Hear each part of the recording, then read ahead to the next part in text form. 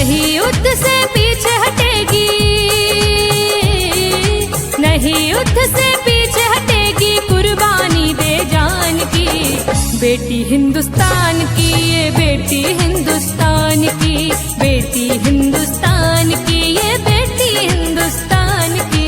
नहीं युद्ध से पीछे हटेगी हो, नहीं युद्ध से पीछे हटेगी, कुर्बानी दे जान की।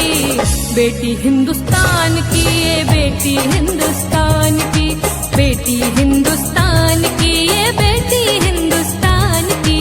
वंदे मातरम, मातरम, वंदे मातरम, वंदे मातरम, मातरम, वंदे मातरम।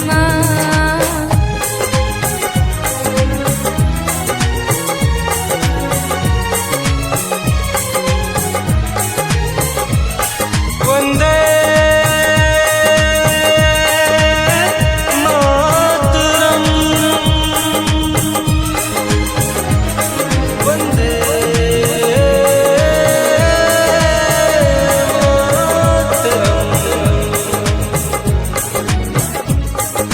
विजय पताका लहराने अब रणभूमि में आई है, मातृभूमि की रक्षा करने ये तलवार उठाई है।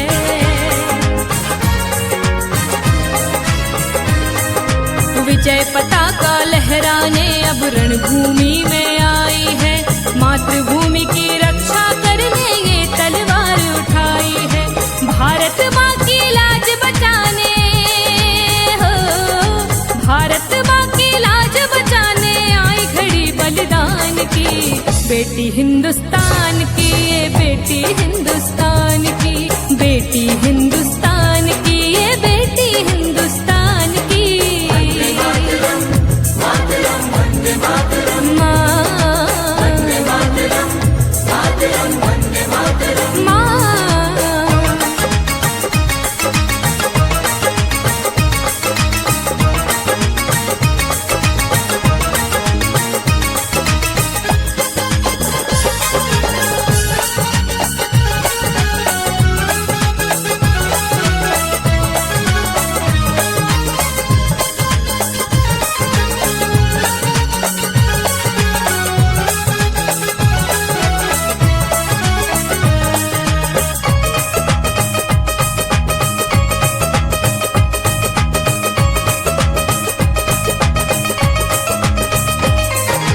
आसमान हो या धरती पर जो भी नजर गड़ाएगा, भारत की नारी से छुपकर दुश्मन भाग न पाएगा।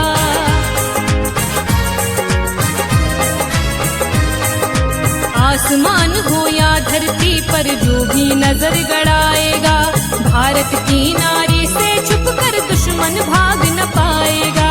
सीमाओं की रक्षा करने हो, सीमाओं की रक्षा करने मन में अपने ठान ली। बेटी हिंदुस्तान की, ये बेटी हिंदुस्तान की, बेटी हिंदुस्तान की, ये बेटी हिंदुस्तान की। वंदे मातरम, मातरम, वंदे मातरम, वंदे मातरम, मातरम, वंदे मातरम।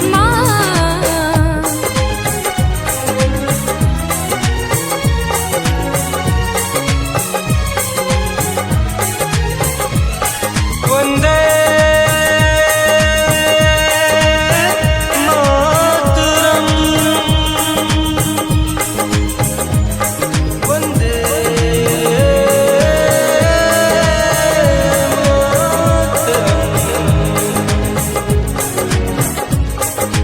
इस मिट्टी पर जन्म लिया है और इस पर मर जाना है, ये बेनाम कर्ज धरती का एक दिन।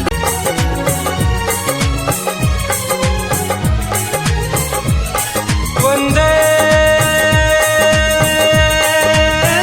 मातरम, वंदे मातरम। इस मिट्टी पर जन्म लिया है और इस पर मर जाना है, ये बेनाम कर्ज धरती का एक दिन पड़े चुकाना है।